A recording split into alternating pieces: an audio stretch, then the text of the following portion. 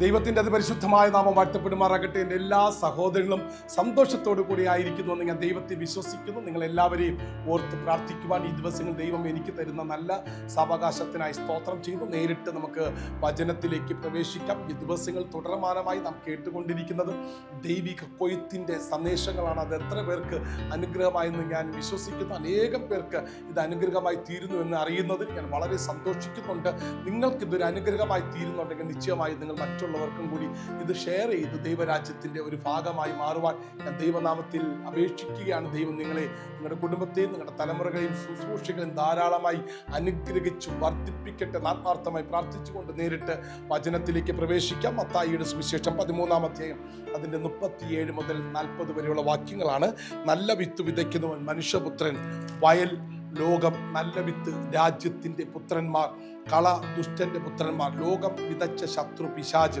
അമേൻ. കൊയ്ത്ത് ലോകാവസാനം, കൊയ്യുന്നവർ ദൂതന്മാർ. കള കൂട്ടി തീയിലിട്ടും ചൂടുപോലെ ലോകാവസാനത്തിൽ സംഭവിക്കും. മനുഷ്യപുത്രൻ തൻ്റെ ദൂതന്മാരെ അയക്കും. അവർ തൻ്റെ രാജ്യത്തിൽ എല്ലാ ഇടർച്ചകളെയും അധർമ്മം പ്രവർത്തിക്കുന്നവരെയും കൂട്ടിച്ചേർത്ത് തീച്ചുളയിൽ ഇട്ട് കളയുകയും അവിടെ കരച്ചിലും പല്ലുകടിയും ഉണ്ടാകും.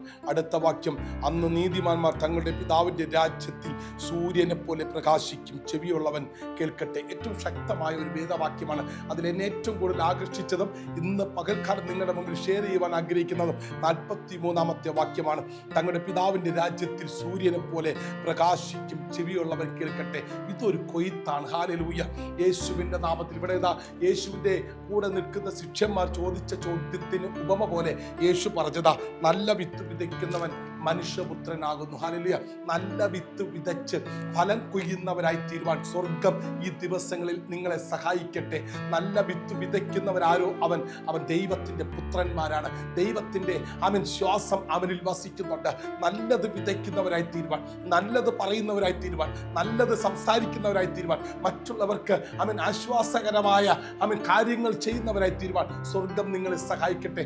ലോകത്തിൽ അനേകം പേർ യേശുവിനെ അറിയാത്തവരുണ്ട്. പക്ഷെ അവരെല്ലാം പൊതു മാധ്യമങ്ങൾ നിങ്ങൾ കണ്ടിട്ടില്ലേ? അനേകം നല്ല കാര്യങ്ങൾ ചെയ്യുന്നതായിട്ട് മാധ്യമങ്ങളിലൂടെ നമുക്ക് കാണുവാൻ സാധിക്കും.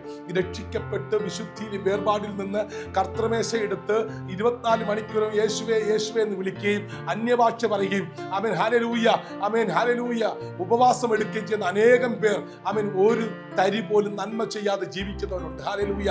ഒരു നന്മ പോലും ചെയ്യാതെ ജീവിക്കുന്നവരുണ്ട് അനേകം പേര്. പക്ഷെ ഇന്ന് പകൽക്കാലം ഞാൻ പറയുന്നു, നല്ല വിത്ത് വിതയ്ക്കുന്നവരായി തീരുവാൻ ദൈവം നമ്മളെ ആഹ്വാനം ചെയ്യുന്ന ഈ വചനത്തിലൂടെ. എന്നിട്ട് പറയുന്നു, നല്ല വിത്ത് വിതയ്ക്കുന്നവർ രാജ്യത്തിൻ്റെ പുത്രന്മാർ കൂടിയാണ്. അവർ കള വിതയ്ക്കുന്നത് ദുഷ്ടന്മാരുടെ പുത്രന്മാരാണ്. എന്നിട്ട് പറയുന്നു, അത് വിതച്ച ശത്രു പിശാചാണ്. കൊയ്ത്ത് ലോക അവസാനമാണ്. കൊയ്യുന്നവർ ദൂതന്മാരാണ്. ഈ ഈ അന്ത്യനാളിലാണ് നമ്മൾ ആയിരിക്കുന്നത്. ഒരു കൊയ്ത്തിലേക്ക് നമ്മൾ ഏറ്റവും അടുത്തുകൊണ്ടിരിക്കുകയാണ്. യേശുവിൻ്റെ വരവ് ഏറ്റവും ആഗതമായിരിക്കുകയാണ്. യേശുവിൻ്റെ വരവിന് മുമ്പിലുള്ള പല കാര്യങ്ങളും ഇവിടെ നടന്നുകൊണ്ടിരിക്കുന്നു. രാജ്യം രാജ്യത്തോട് എതിർക്കുന്നുണ്ട്. യുദ്ധങ്ങളും ക്ഷാമങ്ങളും ഭൂകമ്പങ്ങളും ഉണ്ടാകുന്നു. അവിടെയായിട്ട് പല വിധത്തിലുള്ള പട്ടിണിയും പല വിധത്തിലുള്ള പ്രതികൂലങ്ങളും സംഭവിക്കുന്നു. ജാതിയോടും മതത്തോടും അടിക്കുന്നു. ലോകരാജ്യങ്ങളെല്ലാം വലിയ വലിയ യുദ്ധ സാമഗ്രികൾ ഉണ്ടാക്കി വെച്ച്, അണുബോംബും ആറ്റം ബോംബും കെമിക്കൽ ആയുധങ്ങൾ ഉണ്ടാക്കി വെച്ച് ലോകത്തെ നശിപ്പിച്ച് ഇല്ലാതാക്കാൻ ശ്രമിക്കുമ്പോൾ ദൈവം നമ്മെ വിളിച്ചിരിക്കുന്നത് ഒരു അന്ത്യ കാലഘട്ടത്തിന് നടുവിലാണ്. ഇവിടെ ഒരു കൊയ്ത്തുണ്ട്. ഏതാണ് കൊയ്ത്ത്? ദൈവത്തിന് വേണ്ടി വേർതിരിക്കുന്നവരുണ്ട്, പിശാചിന് വേണ്ടി വേർതിരിക്കുന്നവരുണ്ട്. ഇവിടെ ദൈവത്തിന് വേണ്ടി വേർതിരിക്കുന്നവർ വചനം വിതയ്ക്കുന്ന മനുഷ്യപുത്രന്മാർ, രാജ്യത്തിന്റെ പുത്രന്മാർ. കള വിതച്ച് പിശാചിന്റെ കൂട്ടത്തിൽ ആകാതിരിപ്പാൻ നമ്മൾ സൂക്ഷിച്ചു കൊള്ളണം. ഈ ലോകത്തിലെ ഒരു നന്മകളും നമ്മളെ വേട്ടയാടരുത്.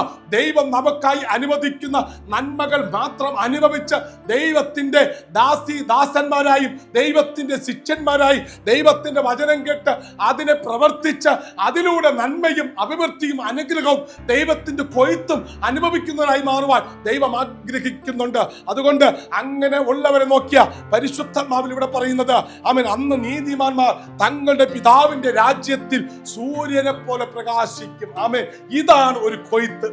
ക്രിസ്തുമാർഗത്തിൽ ഞാൻ ജീവിക്കുന്നുണ്ടെങ്കിൽ ദൈവത്തിന്റെ രാജ്യത്തിനകത്ത് സൂര്യനെ പോലെ ശോഭിക്കുകയും പ്രകാശിക്കുകയും ജ്യോതിസായി മാറുകയും ചെയ്യുന്ന ഒരുവനായി മാറണമെങ്കിൽ ഈ ലോകത്തിൽ ദൈവം എനിക്ക് തന്നിരിക്കുന്ന ദൗത്യത്തെ കൃത്യമായി പൂർത്തീകരിച്ച് സ്വീകരിക്കുന്ന ഒരുവളായി മാറണമെന്ന് ദൈവം ആഗ്രഹിക്കുന്നു. ചെവി ഉള്ളവൻ കേൾക്കട്ടെ. ഇന്ന് പകൽക്കാലം അങ്ങനെ ദൈവത്തിന്റെ രാജ്യത്തിന്റെ നല്ല വിത്തുകളായി മാറുവാൻ സ്വർഗം നിങ്ങളെയും എന്നെ സഹായിക്കട്ടെ എന്ന് ആത്മാർത്ഥമായി പ്രാർത്ഥിച്ചുകൊണ്ട് നിർത്തുന്നു. May God bless you. Jesus loves you. God bless you.